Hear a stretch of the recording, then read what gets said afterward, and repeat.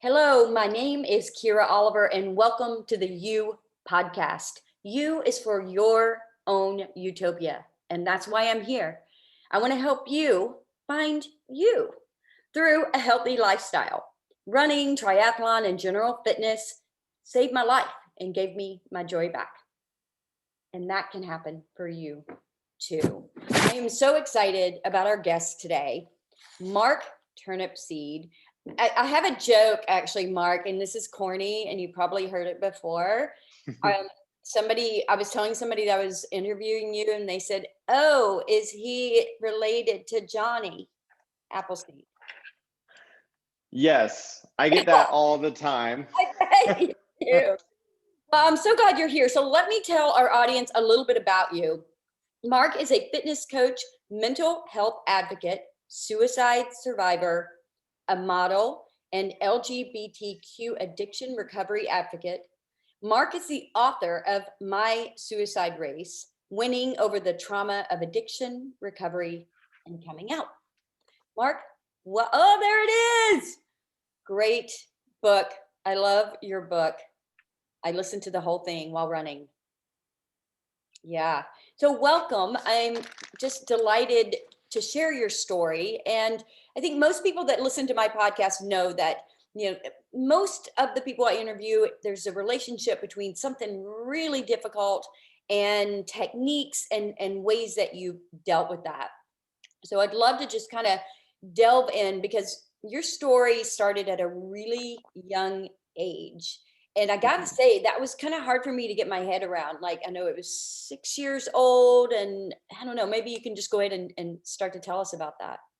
Yeah. Well, first of all, thanks a lot for having me on. I really appreciate the opportunity to talk to you and to your followers. It's a wonderful blessing that I can be here standing and sharing my story. It's honestly, it tickles me to death that I am sharing my story.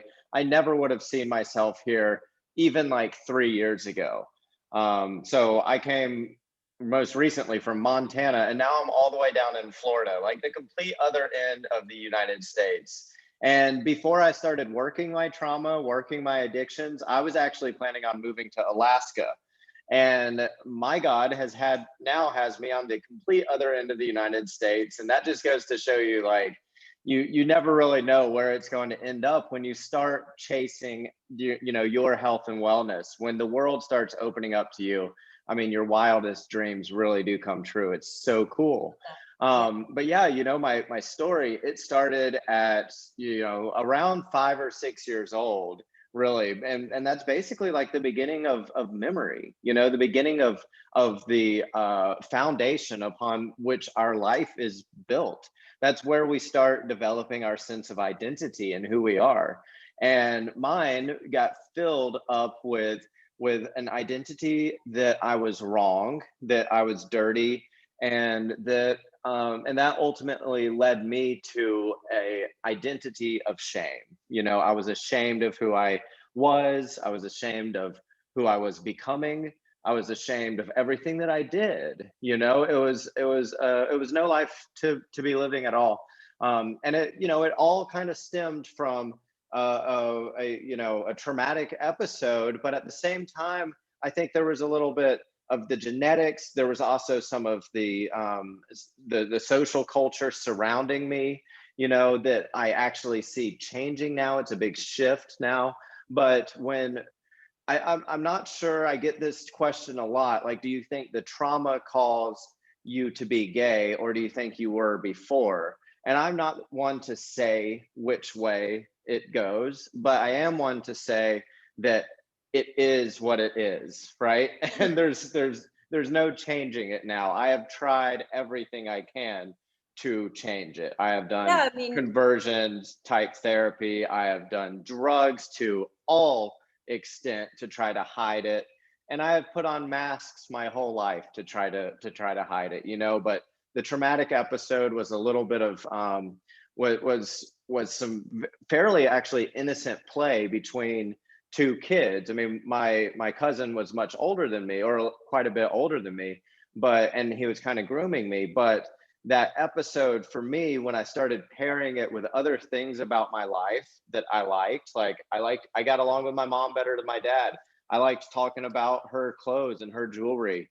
I liked dressing up as Elvis and dancing around more than I enjoyed to go play baseball. I hated, those sports that I was being forced to do. And so, and then I started developing crushes on little boys. Well, all those little things, those started to conflict with what was being told outside of me that I was supposed to be. And so that created shame. So that's where it all began. And And so you were very brought early, up Southern Baptist, right? yes, I grew up Southern Baptist. And so, add that in there. And there was both the social isolation that would come if I accepted who I was, but there was also the, the eternal damnation that would come from my aberrance as a as a homophobic in the Christian culture. So there was a lot of reasons for me to fear, coming out. Yeah. And one of the things that you were doing to mask that was giving attention to girls, right? Hmm. Trying to make it look like you liked girls. I think maybe even in the lunchroom, you even asked a girl if she wanted to have sex. Yeah, Something like that? yeah. And that was even before I really even knew what sex was and how to do it. I think I had seen a couple of Playboy magazines by that time, but other than that, I really didn't know. I really didn't understand it. But I knew that's what boys did with girls, right? And so I was like, that's something that I'm supposed to do. And so, yeah, every single day, it was almost like every single action that I did was actually a way of taking the lens off of who I actually was and putting focus on this other identity that I was creating, right? Um, and this identity that I was creating was an identity that did not like boys, and everything else evolved around that, right? And so, yes, liking girls was one of those. Also, sports. So I was very competitive in sports. That was one of those. I acted very competitive, but at the same time, I felt bad if I beat someone really, really bad, So it was a very conflicting life. Right. So talk about that for a second. So then you pushed yourself into sports, or you did kind of sort of start liking it, or you used it again as a way to mask, like, hey, I'm masculine, I'm tough, I'm Yes. a man or a boy or whatever. That was totally it. I summoned up that competitive, spirit, and I was good at it. And so, being good at sports, there were some elements of fun involved in it. Um, but ultimately, I really kind of dreaded that aspect of my life. I would have rather been in drama, so I did some drama camps and things like that. But then I was made fun of for them, so I stopped doing theater. Mm. But yeah, I mean, there was of course some things to enjoy about it, and I had a lot of good crushes on my different teams. Right, right. And a crush, I mean, so you were identifying, or you realize I like guys more than girls, but if I make it look like I like girls, then they're not going to know. But I mean, were there any relationships that were starting to form? Were there other gay guys, I guess, that were in school or that you knew of at that time? There were a handful. Well, in a very early age, there was only one that was like very clearly homosexual, and we all knew that something was off with him. And so I wanted to act completely opposite of that, right? He was still kind of a friend, but because I knew that he had that in him, it was the gaydar at a very early age. Because I knew that he had that in him, I stayed far away from him. So he never, like, I wanted to be friends with him really bad, but we never hung out. He never came over to my house. I 'Cause never if went you over to did, his people are house. they're gonna make fun of you too, and they're gonna Or say, accusations. Yeah. right, right, okay. So somewhere in this, I guess, was it alcohol that first started coming in? Marijuana, actually, Marijuana. first. Hmm. Okay. Yeah, marijuana. There was an instance where I was actually about to hang myself, and I had I had to wait though, because the only way that I could get up to the noose was to get a kitchen chair from downstairs, and my mom was cooking dinner, so I'd have to wait till after dinner. But you made the And noose, like the I noose. made the noose. Yeah, yeah. I hung. Well, it wasn't a noose. I did the belt. I tied a belt up to my closet, and I couldn't get up there. So I was like, "Oh crap! I gotta wait until I grab one of the kitchen How old are chairs." you? Oh, I was probably like 11 or 12. You know, Hmm. some right in there. And so I was waiting for my mom to get done cooking and for us to eat dinner. And then I remembered that I had found these little bags of weed in a parking lot. I found these little bags. I didn't really even know what they were, and I picked them up, and they were filled with grass. And I was like, "Huh, this is weird." And I showed the person that I was riding in carpool with, and she goes, "Oh my gosh, that's pot. Let me have it so I can go sell it." And she was much older than me. And I was like, "Pot, what is that?" And then I was like, "Wait, the Beatles, the Beach Boys, the Doors," like everything started to come together. And I was like, "Oh my gosh, I have some." And so I put it in my pocket and I was like, "Well, I might sell it to you." And then I remembered that I had that. And I remembered also that my brother and I, when we were down in Jamaica, he picked up this little pipe and this little pipe. And I was like, "Oh, maybe I could go get that little pipe and smoke the weed and learn what it is to get high." And so that's what I did to waste time before suicide. And that is such a great depiction of what drugs were for me. Ultimately was just another form of suicide. It was literally me just taking myself out of myself, escaping from myself, running away from myself. And that's ultimately why heroin and I connected so well later on in my college days, was because it was the ultimate death. Basically, it put you on that cloud where it just felt like you had finally risen to heaven and you were done dealing with whatever was there in front of you, and you could just melt away at the bottom of a gas station bathroom floor and Yeah. be fine with it. Well, you talked about that. So, and we may be jumping ahead a little bit, but that's okay. I like your Iron Man cup, by the way, that you're drinking out of. Yeah. Um, so when you talked about that bathroom floor, and I don't know. I mean, I have experimented with things in my past, but I've never done heroin. I don't know anything really about it. How long are you in the bathroom? Because that was kind of like a go-to place for you. And I'm like, okay, wait, how Yeah. does this work? And how long is he there? And do they know what he's doing? Like you're a regular, like how I don't understand how long the experience is. You can start to do it fairly quickly, actually. But at the beginning, before you really know what you're doing, it takes a little bit of time. But then, ultimately, it really doesn't matter what other people are thinking about you because you escape from that. And so, what I would do, I would get my drugs and I would walk straight into the same gas station, and I would walk straight to I had my little cup ready. I'd walk straight to the hot water boiler thing, pour out a little bit of hot water, and then walk straight into the bathroom. And it was like that. And then I would, rig up, and I would do it fairly quickly. I would sit down, and ultimately I think that I would probably be in there for about 15 minutes or so, not too much longer. It was just to get high enough so that I could finish driving home. And then once I drove home, then I would have, the comfort of my home to do it in. So, but I remember it being just, and gas station bathrooms, it wasn't just that gas station bathroom. That's just the only one I wrote about in the book. I Okay. actually had, I still, for some reason, I have this weird love for both gas station bathrooms and the back doors of those sex stores, the glory hole, the weird theaters that smell really bad. But there's something there, a very dark spot inside of me that almost feels like it was a home, it was a comfort, it was a place that I felt like I should be. It was a place where it matched my view of self at a time, you know and it matched up and aligned with my shame, and it's kind of weird.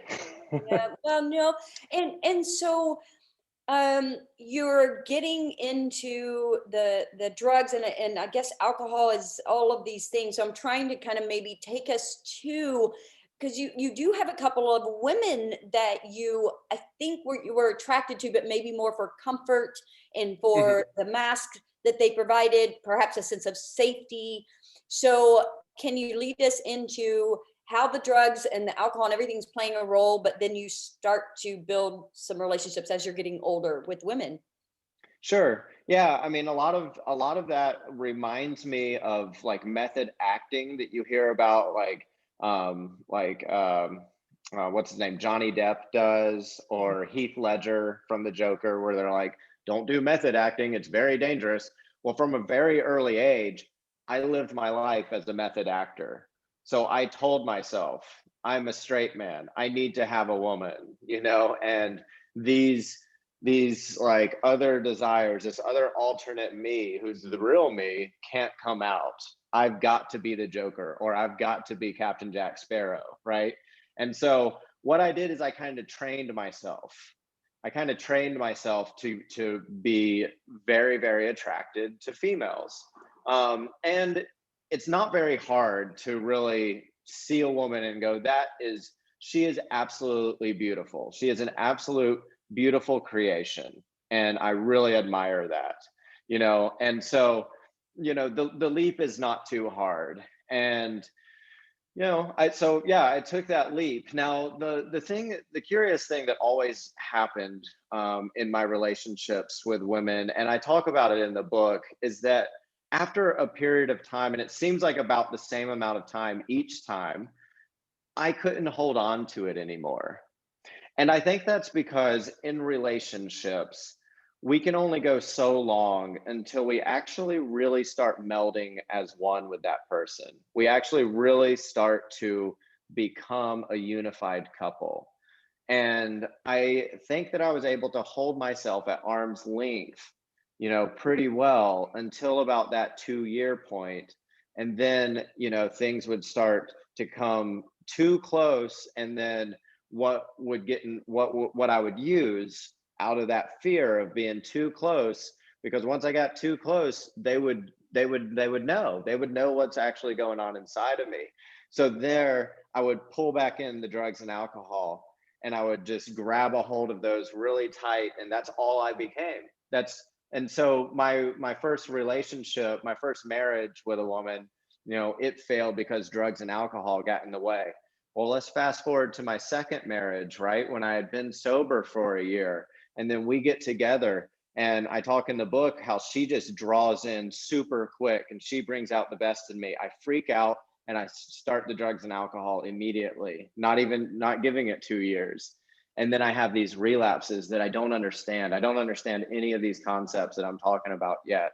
And so I have these relapses, and then I start triathlon, and it pulls me out of these relapses, and it pulls me into this whole new like self-discovery process that takes quite a long time. Okay. And then I do this whole triathlon thing that brings me all the way back around, facing that woman again. Okay. 2 years later, I'm sober, I'm a triathlete, I'm writing a book, and here I am coming in close again. We had just had a baby. Here I am coming in close again, and she's starting to be able to see me, and I can see me. And she goes, I talk about that Speedo event where I put on the Speedo and I go, I like this. And I send her a picture, and she sends me an emoji back with her eyes wide open. She's like, she says, what have you become? Like, I don't know if I like the person that you've become. When we first met, you were a completely different person. Now you're a Speedo wearing triathlete. Like, what's going on? And I start to go, oh my gosh, I'm getting so close. She can see me and I can see me. And then I have a choice right there. It goes drugs and alcohol. Do it. Go out right now and just go get drunk. You live right by a bar. It's so easy. And when I feel that come up inside, I know that I only have two decisions. One is to succumb to drugs and alcohol, which to me at this point in my life is just might as well put a bullet in my mouth. Honestly, it's really just killing myself, because that's where after like 6 beers, I just get suicidal now. It's crazy.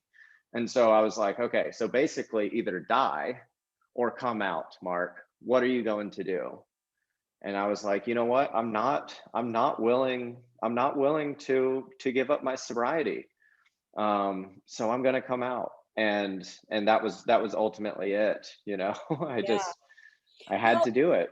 I want to back up for a second. So, because I've talked to a couple of friends, about you and that I was doing this interview with you, and they're like, but how did people not know, like, kind of referencing, I guess, initially some of the women that you were with, the first marriage. I know she did end up Sure. going, but anyway, they were asking. I said, that'll be a great question to ask Mark. I would think though that a lot of people met Mark in this kind of um uh drunken, drug addicted state, and that's how they thought he was.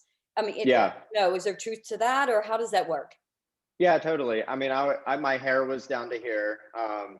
I wore baggy flannel, tie dye. I pulled in about 10 grand a week from selling drugs. So I was a big drug dealer. That there's a huge front that I had built all over me. All I did was go to Fish and Widespread Panic shows and dance and take acid. So there wasn't there wasn't much that you couldn't come close enough to find out a lot of things about me. I did have some very, very, very close friends, but I didn't let them in. Okay. There were a couple times that I talk in my book about accidentally letting it slip out and then pulling back, but ultimately, what I would ask those same people is, when you are watching, Pirates of the Caribbean, are you able to tell what Johnny Depp does when he goes home and sits in his bedroom getting ready for bed? Probably not. You have no idea what that man does. What does he like to eat? What does he like to do? What are his friends like? When I'm watching that show, I can try to make an assessment of that, but I probably am so far off. And that's it. That's exactly what it was. It was all a big front. It was all a big act, and I was very, very good at it. Yeah. And so suicide, you talked about the first time with the belt. And so what happened there? I mean, you got high on marijuana and then you forgot about the belt. Like, No, no. The first time, so I actually didn't end up getting high, but I really liked the act of it. I was like, oh, that was a lot of fun. And so right after dinner, I decided to go give it another try. And I went outside oh, that's and right. I smoked it again, and I got really, really high. And when I got really, really high, I felt that escape. I felt that high, and that thing that I loved, being gone, being lost. And so I continued to chase that throughout high school and then into college, and that's pretty much history there. I took down the belt, but um, yeah. Yeah. I don't think I forgot about it. I don't remember that process very much, but I do remember that I was no longer suicidal. I wasn't suicidal again until I got into college, and started to experiencing coming when I would come off of, like, when especially ecstasy and cocaine, any of the speed related things, they made me suicidal. And that was largely because, like, speed, meth, um, ecstasy, they made me feel really, really in tune with myself, and they made me feel really, really gay. And so I remember being at nightclubs with my girlfriends, and I would be on ecstasy, and I would be like, oh my gosh, I really want that guy. And I could only think about men, right? And so it was very, very challenging. Those drugs did not set well with me. And then when I started to come down, I would feel so bad, I would be like, oh my gosh, I can never escape this person. And Mhm. then that's why I started taking a whole bunch of Xanax. It was Xanax all the time just to make me forget about that stuff. And then once I learned about heroin, I was like, well, goodbye ecstasy, goodbye cocaine. This is my thing. Yeah. And alcohol was huge. Because you talk a whole lot about alcohol and like Yeah, the cowboy boots and hiding, the yeah. liquor bottles and all that. Like And how, that would be much later. So in college, I did drink all the time. You know, I always had a beer, but I didn't drink like that. Then when I got sober from heroin and I got onto my Suboxone and methadone, um, the thing is in those programs they didn't really give me something else to kind of fill in the gaps, right? And so what I did is I filled it in with drinking. And so I on my methadone, I would just go down to the liquor store and then I would drink the whole afternoon. Well, that quickly turned into drinking the whole day, and then it began to become a brutal process of waking up in the morning, and the only thing that could cure what I had done from the day before was to start drinking again. And Mm. then of course, you know, I had to hide it, and so I would start drinking first thing in the morning. I would wake up, I remember that an anxiety would rise up like right in the morning. I would go, oh, I've got to run. I've got to go get a drink before my wife wakes up because I don't want to see. I don't want her seeing me drinking. So I'd run to the kitchen, grab a beer, maybe two, run back, start taking a shower, drink my beers in the shower. Okay, something like that. And then it was just worse and worse. You know, it just I needed it all day to stay drunk. And then ultimately, what the reason why alcohol played such a huge role in my recovery was that for a long time I would have to go to AA or Narcotics Anonymous, right? Because of jail or a DUI or something like that. And so I would go, and the one thing I was willing to say that I was a drug addict. I was willing to say, "Yep, I shoot up with heroin. I'm a drug addict, but I'm not an alcoholic. That's a complete weak person. I am not a weak person. I'm a drug addict." And I would say that, but I'm very unwilling to talk about the role alcohol played in my life until alcohol finally brought me to my knees. And alcohol brought me to a low, much lower low than I had ever been on with heroin.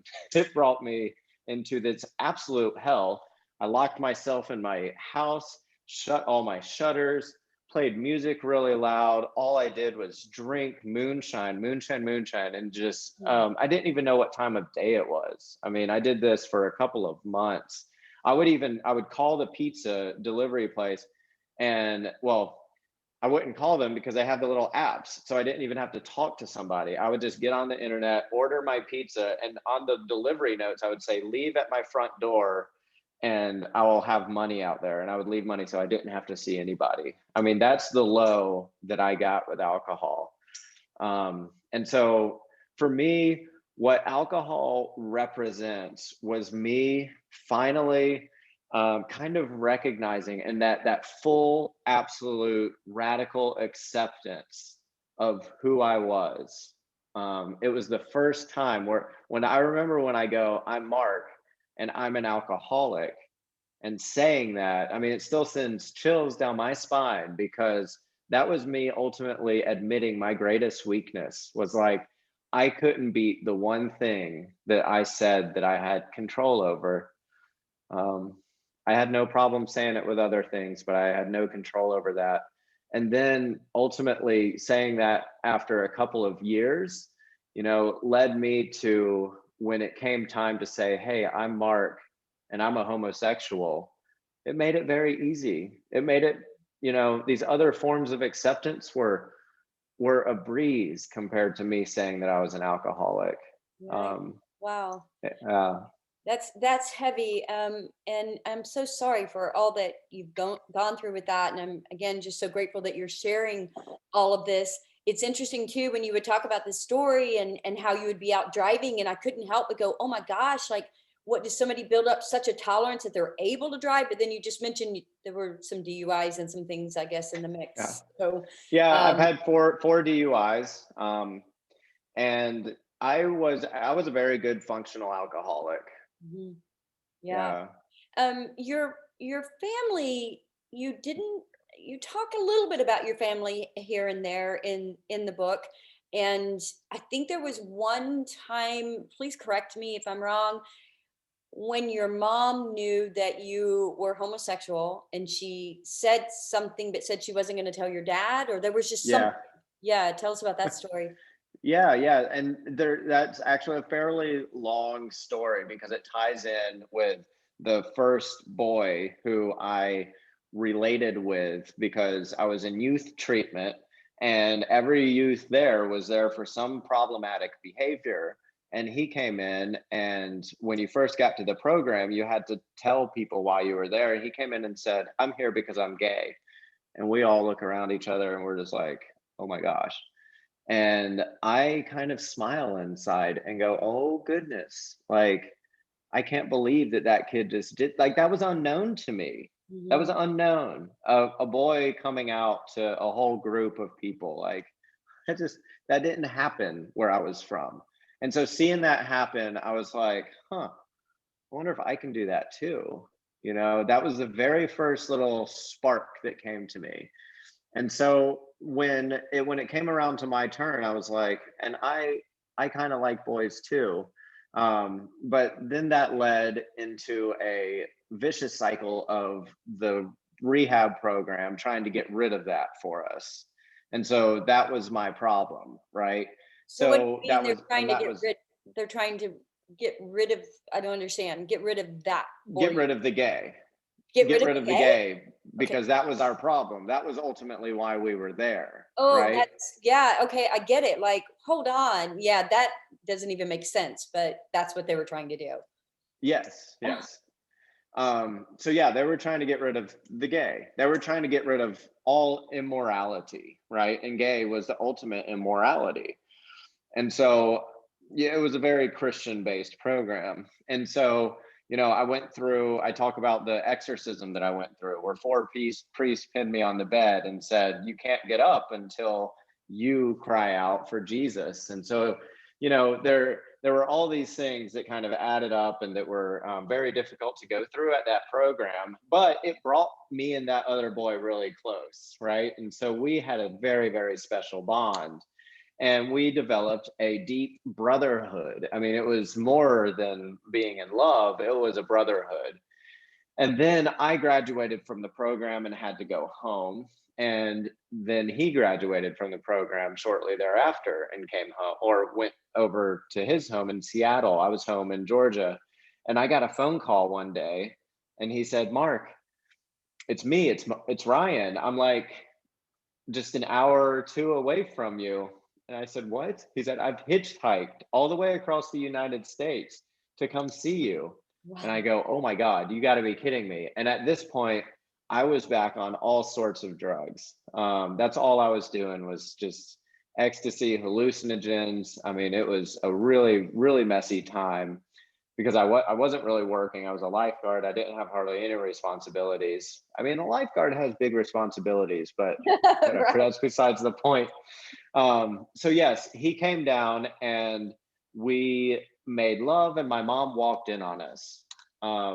My mom walked in on us, and she shut the door. She just left and didn't say anything until the next week. And she said, "Mark, it's okay. Like, so I know that there's men out there who explore their sexuality with other men, and I know it doesn't mean anything. And don't worry, we won't tell your dad." And when So she she said sort of didn't that, want to believe it. She kind of made it like, oh, you're just exploring. yes, yeah. And she was like, "We won't tell your dad. Don't worry." So many things happened there that made me feel very ashamed.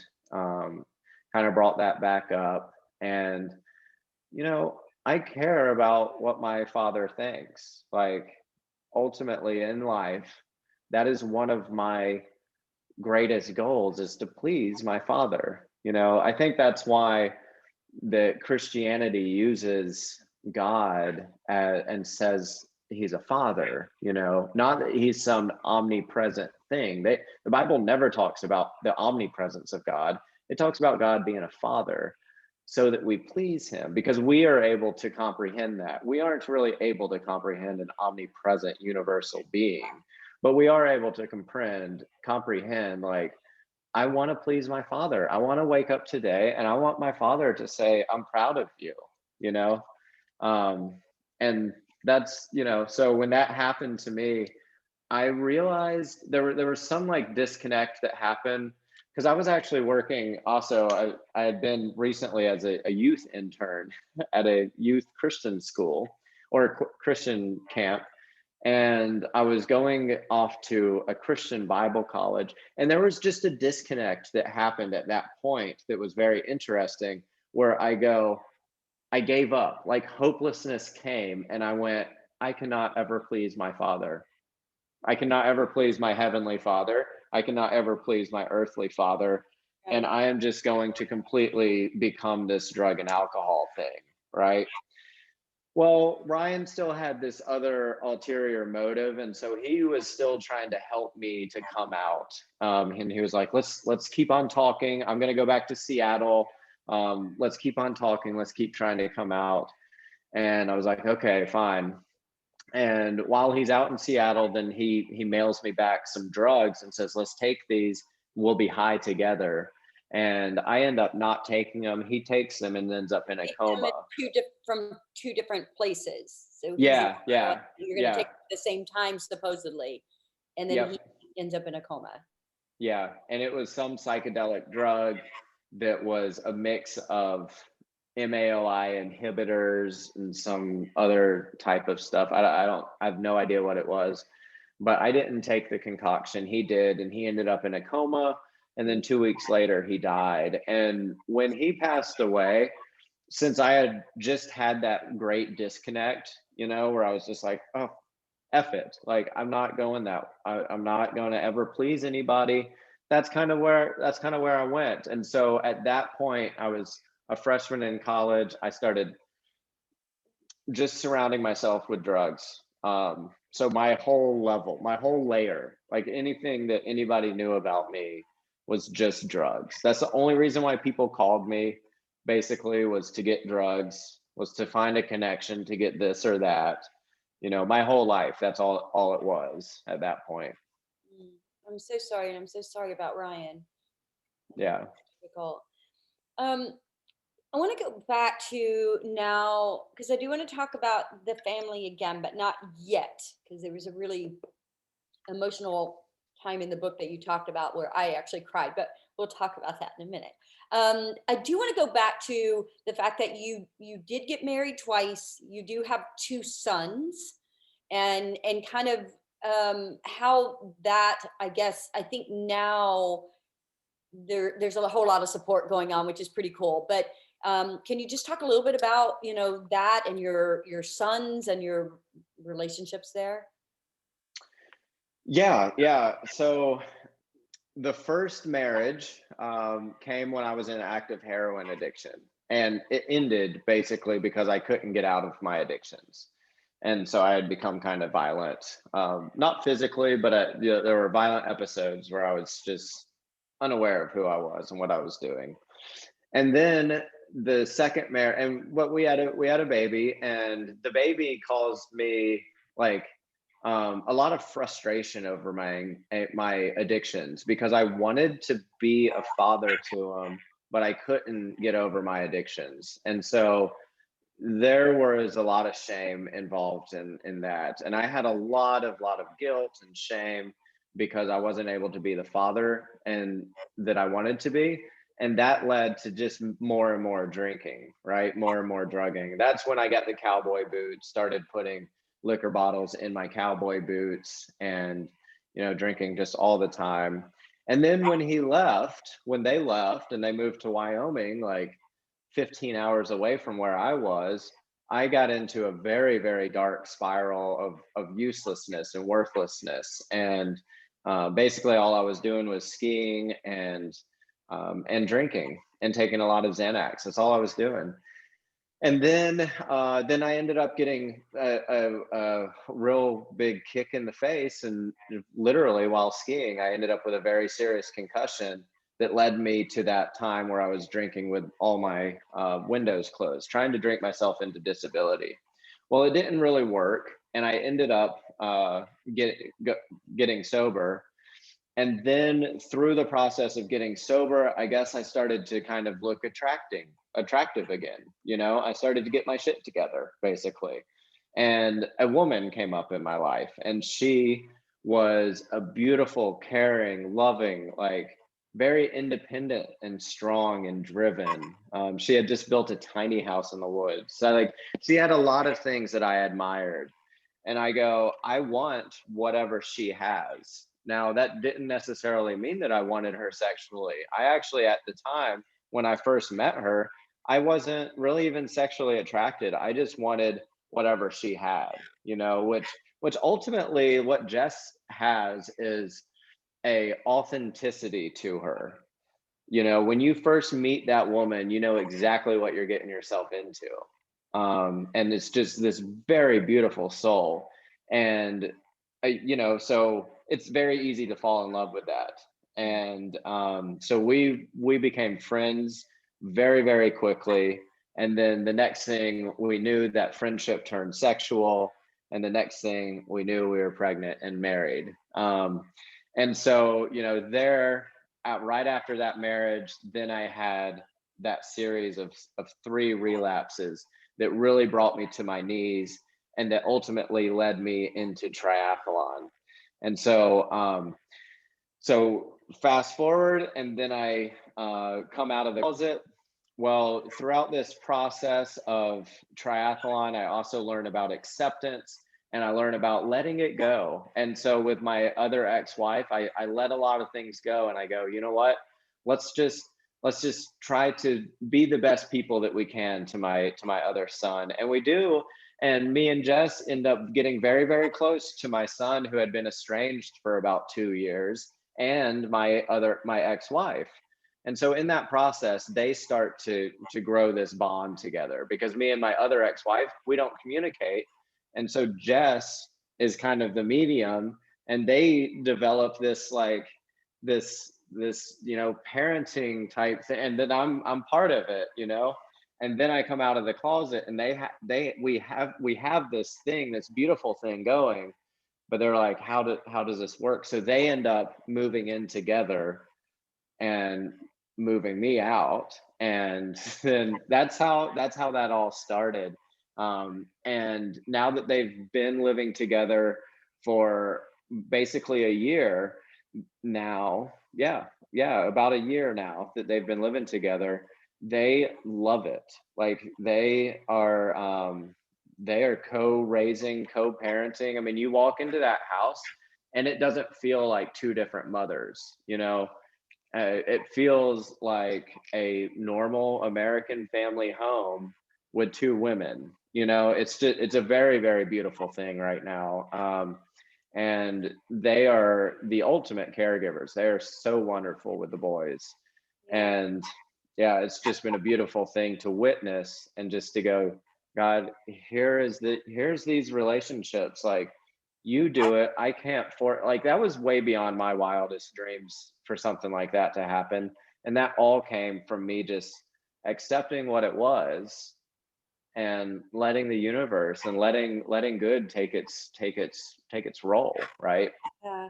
Well, I think that's really beautiful because, I mean, you know, and you talk about in the book that so much of your pain came from hurting people. Like you knew that throughout your life and the behaviors that there was a lot of hurt that had happened, and you probably were trying to mask that too. I would imagine. But once you became more vulnerable, and I know for me, like being open about some difficulties that I've had with the loss of my son, when I became more vulnerable about that and really put those emotions out there, it seemed that I found a lot more freedom. Yes. So I'm sure that you've sensed that as well, and therefore the relationships are getting stronger again. Yes.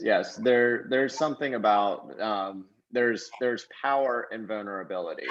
There's confidence in letting go. There's strength and confidence in letting go. It's a very simple, but it doesn't make sense, right? Type thing. Kind of like, I don't know, a bowling ball falling as fast as as a golf ball. It doesn't really make sense, but it does happen. And that is, it's a really beautiful thing. I think that is the same type of thing that happens with addiction when you finally accept it and you finally become vulnerable and you finally say, I'm an alcoholic and I'm a drug addict. I need help. You know, you put it out there into the universe, and then a curious thing happens. It's kind of like that game where you play where, you know, somebody's behind you and Oh, yeah. you drop. Yeah. You know, ultimately what this is dropping, and then you have to be willing to accept what comes to grab you. You know, Yeah. if you're not willing to accept what comes to grab you, you're going to put your foot back down and you're going to stop falling, you know. But if So it, you're going to do the exercise all the way, it yeah, also involves allowing the care to come. allowing the care to come and trusting. So that kind of is a perfect maybe segue to what the fear is then, you know, like how can you explain that fear of letting go of the addictions? Like what is the true fear? Is it that you're going to face reality? Is it that, you know, could you describe that? I think there's a lot of things going on there for a lot of different people. But one that I would like to really touch on is the fear of faith. So, the fear of realizing, like right in this moment, that letting go, that it's all going to be okay. You know, that when someone catches you, that they're not going to catch you and then stab you, right? You know, someone's going to catch you, you may know someone's going to catch you, but you don't know what they're going to do after that. They may start tickling you. That's the worst. I hated that when people did that in gym class. Yeah.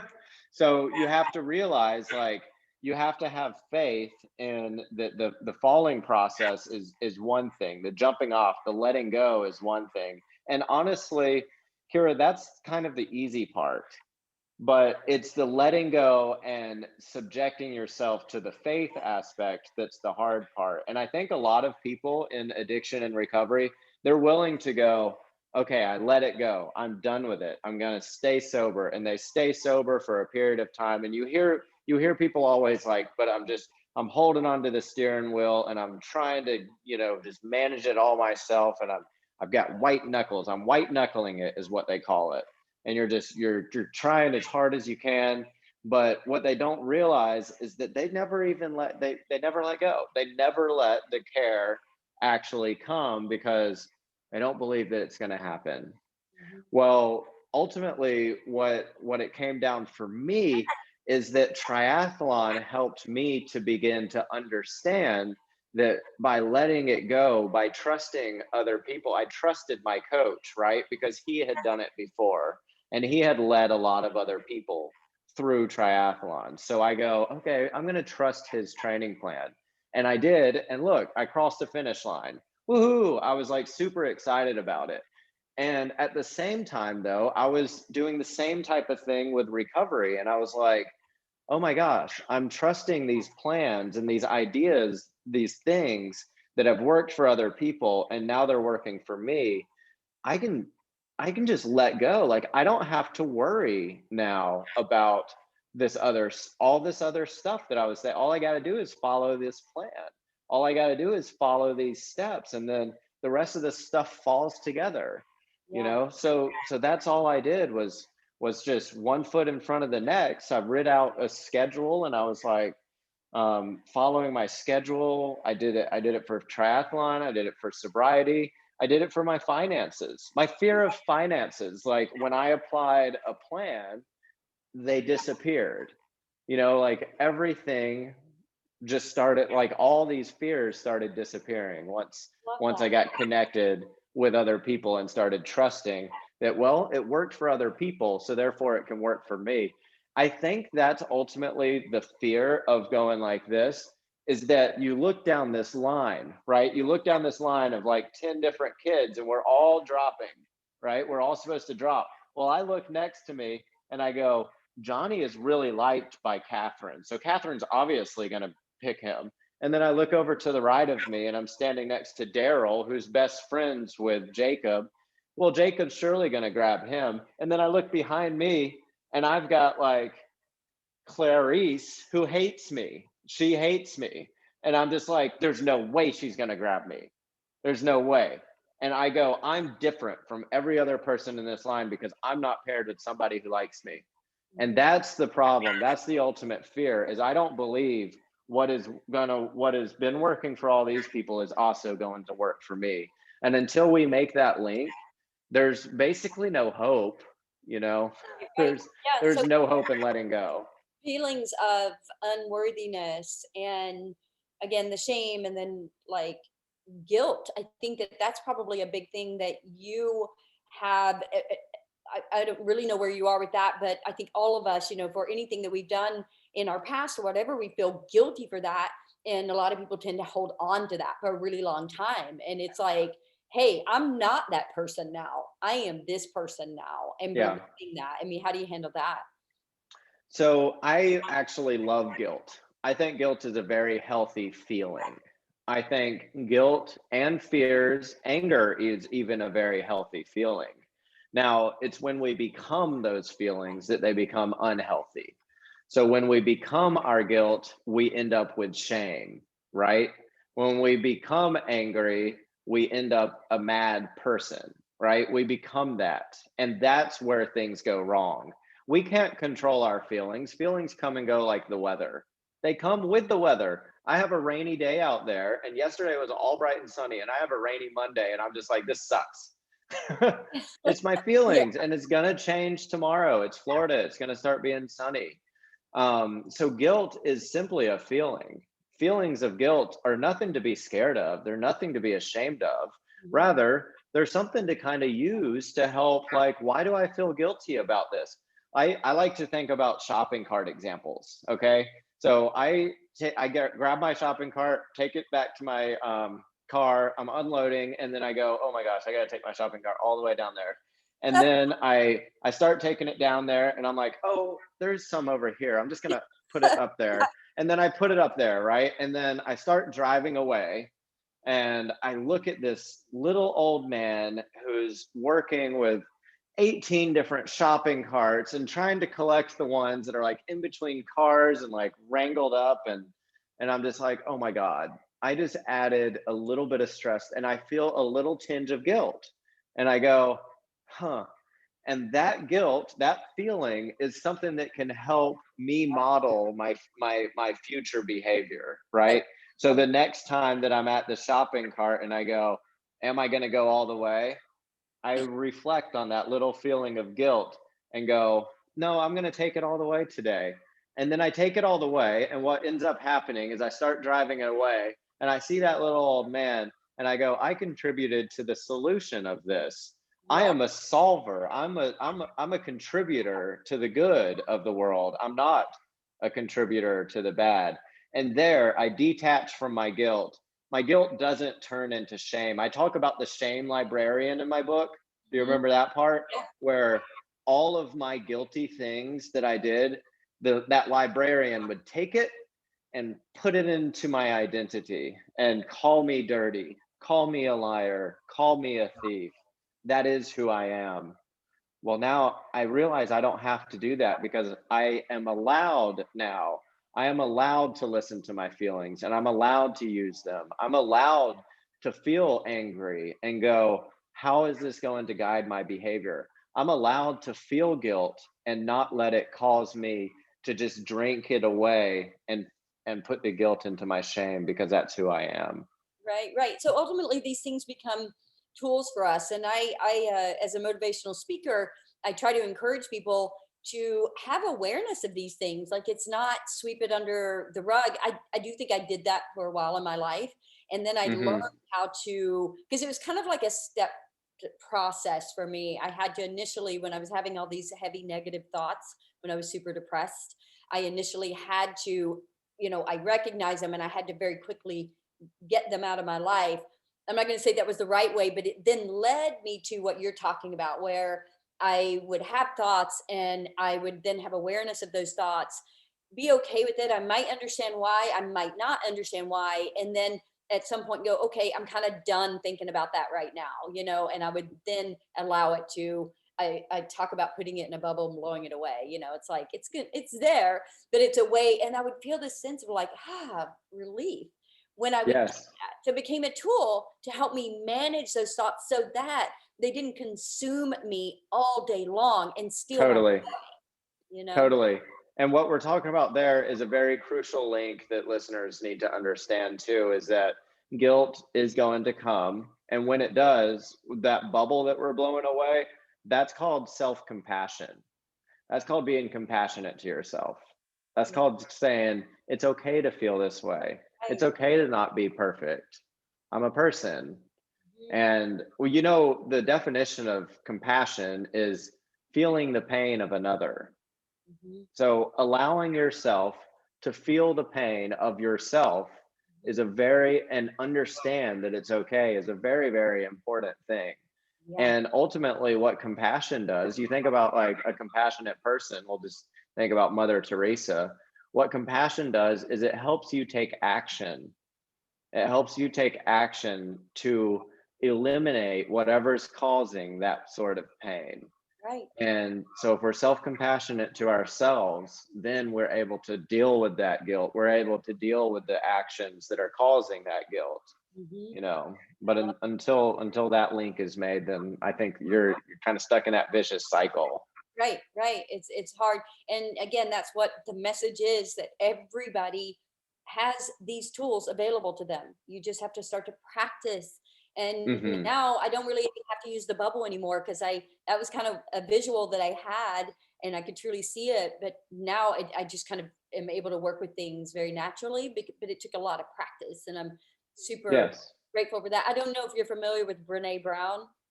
totally. Yeah. Yeah, so really good stuff about shame and guilt and vulnerability with her. Yes. Yes. Good stuff.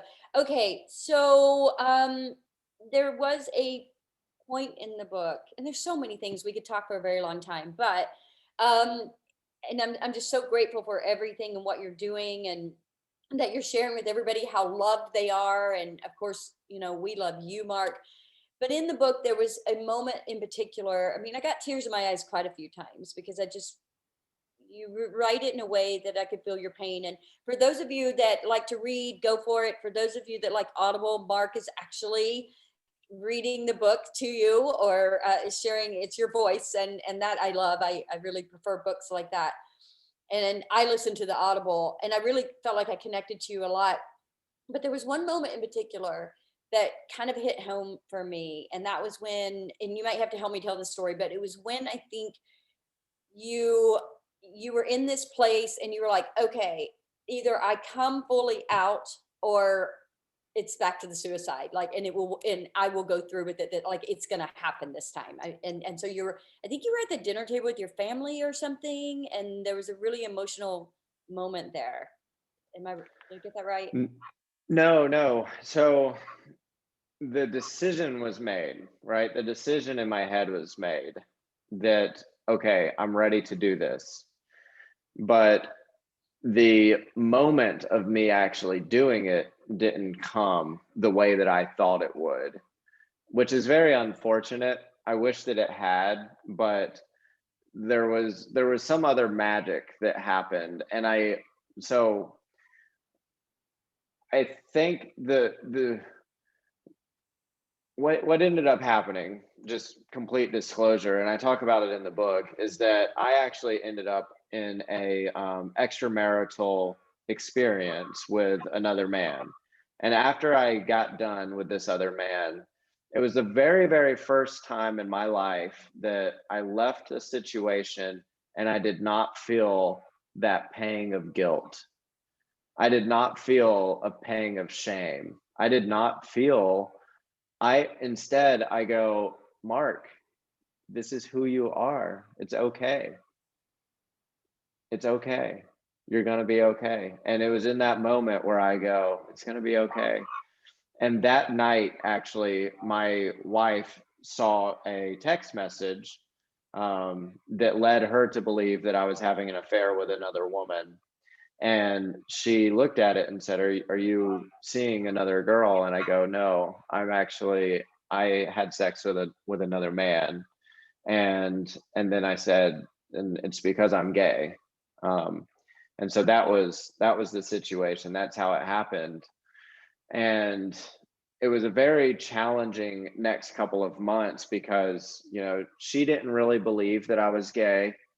And I still didn't really believe it either because I had been playing the front so long. So it was very hard for me to stomach too. So we went back and forth trying to live together, being apart, coming back. It was a very, very tough time. Mm. Um, And I thought but maybe I'm misunderstanding. Was there not a time also that you were talking to your mom and dad, and there was some openness there, or? yes. So my mom and dad, I was in Colorado at the time, and I called both of them separately to tell them. And then on another occasion, and that was a very anticlimactic event. Like they just said, "It's okay. We love you for who you are. Like we don't care." But much later on, a couple of months later, when me and my family moved down to North Carolina, my dad came up to visit, and my mom, and we sat down and we talked about the place that I was in. And my dad said, "Mark, I love you, but I don't support you." And I go, "What? Wait, what does that mean? Isn't love support? Wait, there's something that I'm missing here." And he's like, "I love you, but you can't be gay around me. You can't ever bring a boyfriend here. You can't act like you're gay around me." You basically saying like, "I love you, but I don't love all of you."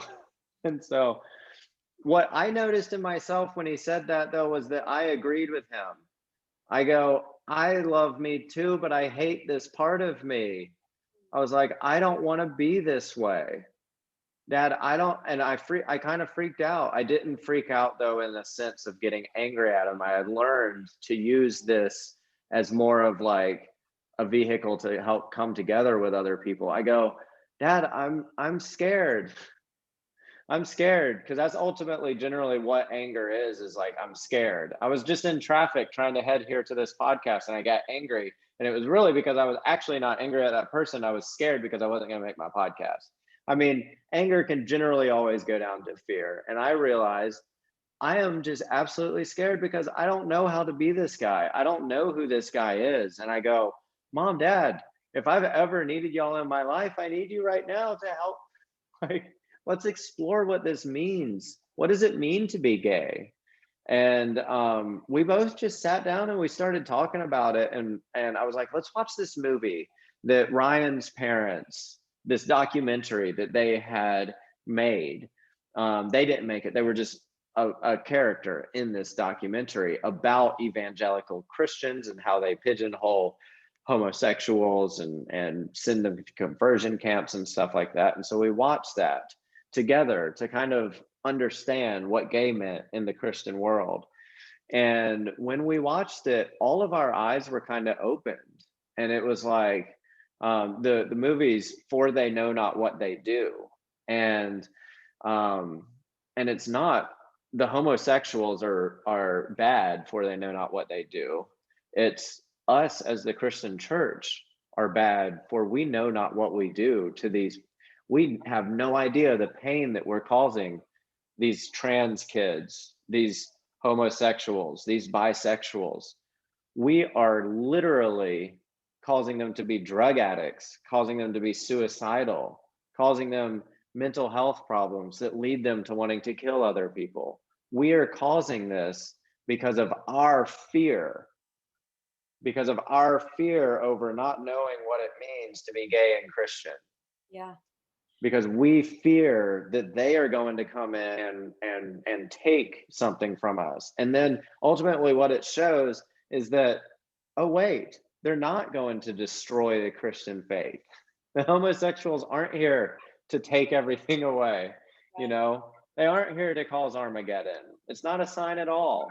Yeah. And when we finished watching that, my parents and I hugged each other, and um, they said that they loved me. And, since that day, like, we've developed a such closer relationship, and they can tell that I'm actually finally happy, and they can tell that I'm actually finally myself. And that has caused us to have a much, much closer relationship than what we had before. But I caution people, when that fear arises and starts to turn into anger, because I wanted to hop over that table and slap my dad and say, "What the, you don't support me? You don't support me because I'm gay."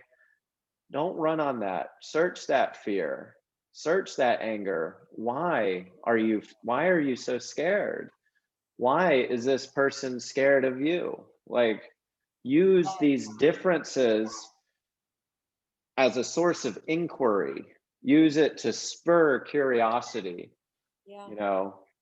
Mark, that was so beautiful, and I cried with you there, and that is the part in the book that I don't know, it was really precious because I felt like something significant did happen there, and I loved how you were just as honest as you could be, and you found the words.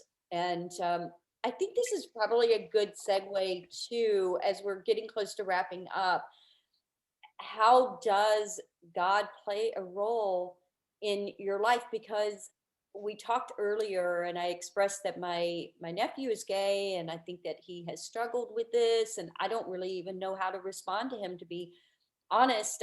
I feel the way that you do, but I think you can say it a lot better. I mean, what would you want to share about that? It's a very similar experience, to what I had with my earthly father. Is that when I experienced that with him, I did basically the same thing with my God. I looked up, and he looked back down, and he goes, "I love you. I love you just for who you are. Like, I'm not up here judging and hurting." And um he reminded me of the Garden of Eden is just such a wonderful, wonderful depiction of God's love, although it might not be exactly accurate of how the earth started. It's just a wonderful depiction and beautiful portrait. Think about these two people walking around in the forest, unashamed of their sexuality, no shame at all, no guilt whatsoever. And then they learn, like, what's wrong with homosexuality. They learn, they come up with these ideas, and they're like, "Oh my God, my head's filled now with all these ideas and this knowledge and this, and I don't know how to deal with it because I was never meant to. I was meant to just be like another animal on this earth, and now I have this knowledge of good and evil, and of whatever that is, but it's basically like what sets us apart kind of from other animals, and it's this consciousness." And then they're walking around like, "Oh my gosh, I'm ashamed of this. I'm ashamed of everything that I am. Like, where do I fit into this universe?" And then God comes around the corner and goes, "Why are you scared?" He doesn't say you're wrong. He says, "Why are you scared?" And that's what I realized he did to me, was said, "Mark, why are you scared of this? Yeah. I made Wow. you beautiful as you are, to be one in this universe, to be the caregiver of this universe, to be the caregiver of this world. What are you doing being scared of it?" That's beautiful. Thank you. I am so grateful that you've shared this story. I have a couple of more questions. And the first one is, what's going on next? Where are you headed with all this? Because you are definitely helping other people. I remind myself all the time, do I want to relive my story again and talk about losing my son and all of these things? And then I'm like, yeah, I do. If it helps even one person, I do. And you're Yeah. obviously helping a lot of people, but I think you've got some big plans. So what's going on next? I do have some big plans, but I caution against myself being too attached to any of my plans, I never saw myself being down here in Florida, right? When I first started the blog that ended up becoming this book, I did not know this book was going to turn into a book. I thought it was just going to be a blog. And I just kept putting one step in front of the other. And I say, Lord, make me a channel of thy peace. Make me a channel of what you want done. And I kind of take myself out of it.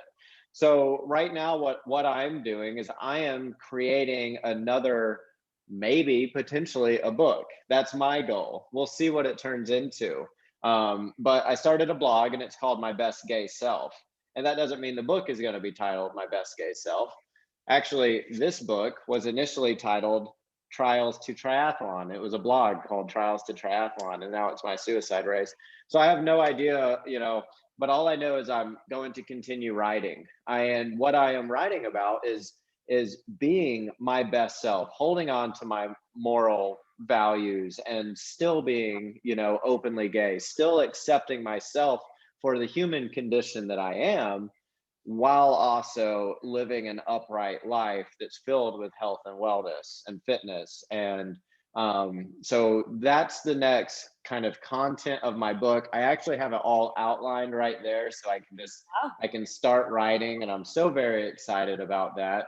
And I am also kind of turning that into a business. So the next book is going to be more of like a self-help. It's going to be this story turned into something that you can apply into your life, right? It's going to be something that's much more practical. And what I'm working on right now is actually a very, very simple 6-week program that is a workbook that is going to be called the Recovery Charged Fitness, which is a way for addicts to develop a lifestyle of fitness that doesn't lead to fitness becoming another addiction, because that is something that happens in the fitness world a lot. It Oh, happened yeah. to me, actually. And then I realized, wait a second, I've got to find a solution to this. And so I came up with this program, Recovery Charged Fitness. And that's using a program of recovery to charge your fitness rather than using your fitness to charge your life, and that's what we do in addiction is we pick up one thing and we're like, this is my life. Yeah. But Yeah. rather, what we have to do as a recovering addict is realize, okay, our recovery needs to guide most of everything that we do. Otherwise, we lose the recovery part and then we lose everything, right? That's what happens to me. That's what happens to a lot of people who I know in recovery is once they forget that they're an addict and they start using again, bye bye. Like everything's gone, family, jobs, maybe even life. And so it's remembering one, that we're an addict, and then doing things like fitness, doing things like triathlon and stuff like that. So that is another, there's the curriculum, which will probably be out this week, which I'm going to be delivering to different rehab centers around here in Florida.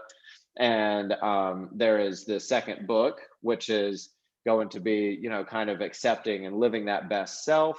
And then we have the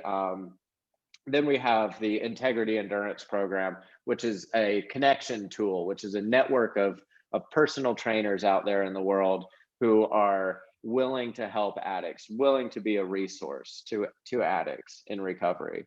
And that could potentially, they could be working the curriculum that I'm doing or not. They could do whatever they want.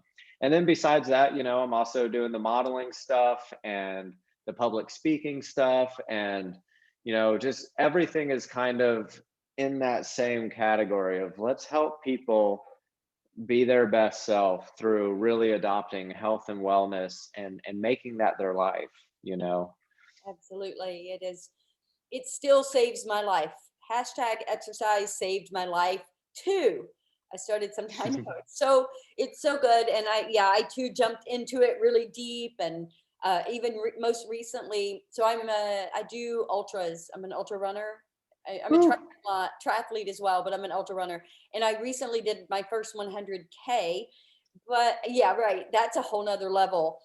I was signed up to do another 100K just 5 weeks after that, but I actually didn't enjoy the 100K like I enjoy more of a 50K or 50 miler.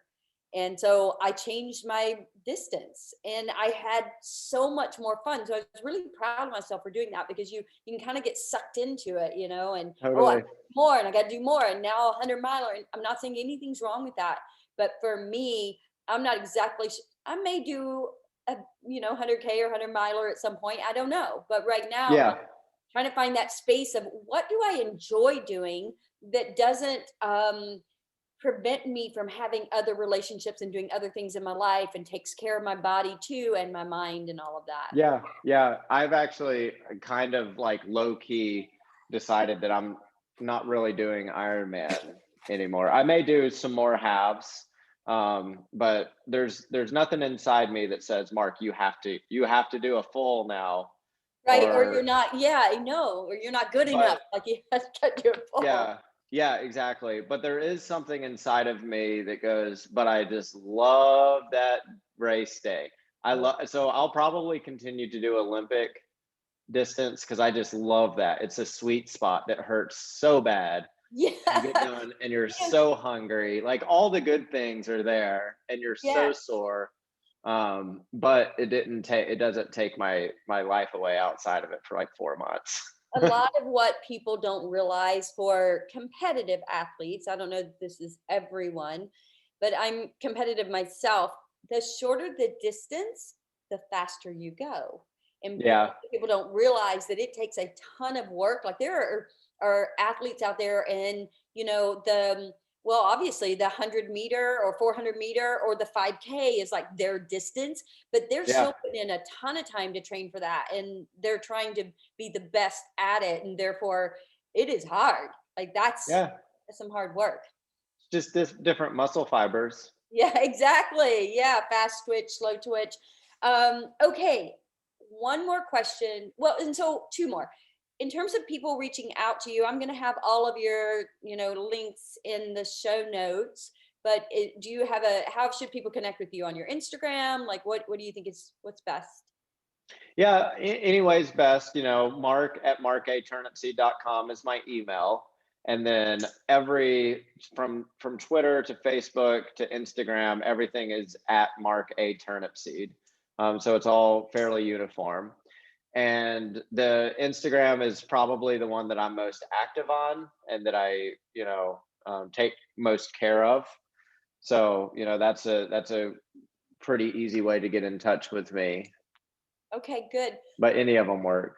Okay, wonderful. We certainly appreciate having access to you. I think that's wonderful.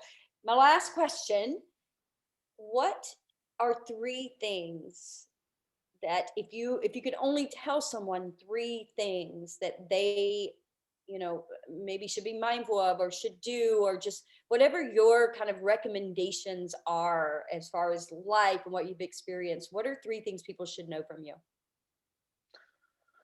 First is you're not alone. Nobody is alone in this universe. Nobody is alone in this world. Um, no matter how far, no matter how different, no matter how hard your situation it has been, nobody is alone. I mean, everybody's been through, basically every single person is lonely, scared, hungry, and wants love, right? We're all in the same boat together. Yes. And even hopping on this podcast, I'm like, I'm so scared, but it's okay. Like, there's a lot of other people that feel scared at this time, and what do we do? What do we do to combat feeling alone? Well, that's the second thing. We show up. All you have to do is show up. All you have to do is show up. That's it. And then the third thing is be your beautiful self when you show up. All you have to do is be yourself. That's it. It's very, very, very simple. You're not alone. Show up and be yourself. I love that. Thank you so much. This has just been such an honor to talk to you again. I want to share your story as much as possible. That's why I'm talking to you. Keep doing that. As you know, everybody's story is different and unique, and we all have a special gift to give others. So thank you for giving us your gift, Mark. Yes, and thank you for letting me share that today. I really appreciate it. Mwah. Okay. Thank you so much, and we'll talk again soon. Wonderful.